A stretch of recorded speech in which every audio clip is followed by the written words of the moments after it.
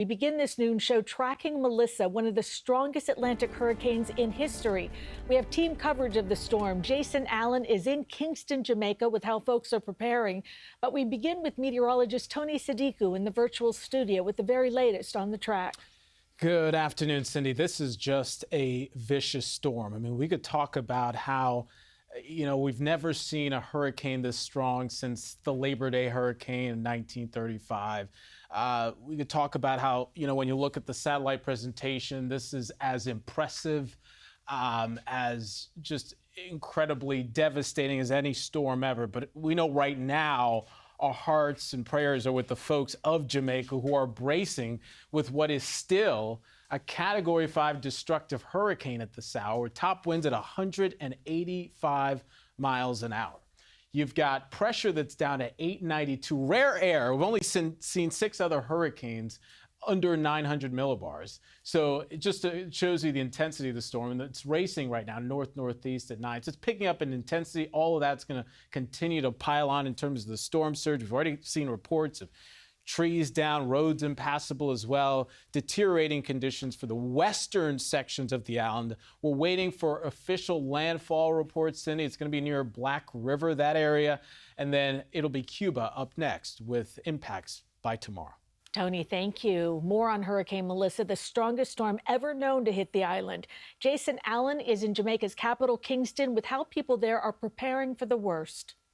Cindy, the capital city has remained just on the outer edges, the outskirts of Melissa, which is still churning about 100 miles or so off to the southwest. Still very serious bursts of wind here, tropical strength storm winds and big bursts of rain. And the concern, of course, still is with flooding that may come off those mountains when those heaviest bands from the storm roll in. Pretty gusty, pretty windy. Jamaica's shoreline is being overwhelmed with winds gusting more than 60 miles per hour.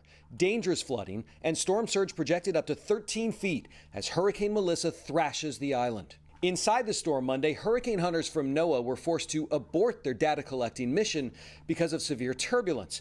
This video shows what crews were able to capture before the scrapped flight. On the ground, mandatory evacuations forced hundreds into shelters. We're all battened down and locked up. The thing that concerns us the most is mostly just the wind and the rain. Those dangerous conditions closed Jamaica's airports when Melissa was approaching, leaving many vacationers stranded until the historic storm passes through the Caribbean. We're trying to be as prepared as we can. Bridget and Wayne Todd are in Jamaica on their honeymoon. The North Carolina couple has experienced hurricanes in the U.S. before, but say those are no match for Melissa. We've never had one to this level. My biggest concern is really just the damage it'll do afterwards and us being stranded out here for possible weeks. Yeah, as Melissa skirted by Haiti and the Dominican Republic, there were 4 deaths. Officials here announced there were 3 deaths just in the preparation for the storm, when people are out cutting trees or cutting tree limbs, and a lot of injuries from people falling off of roofs. They're urging people, even though conditions are not as bad here, to stay inside until the storm passes. Jason Allen in Kingston, Jamaica, CBS News, New York. Thoughts of home are on the minds of many in our local Jamaican community as the catastrophic storm bears down. Concerns are growing for friends and loved ones. One woman we spoke with says she hopes her mom and siblings will be able to weather the storm. Stocked up on groceries and stuff and, the regular. We had one last year and it was really bad. Like, my parish was hit, so I was worried this time around too. The Jamaica Tourism Board is among those working to help. The agency says it's on the ground partnering with the emergency agencies to make sure islanders and tourists stay safe.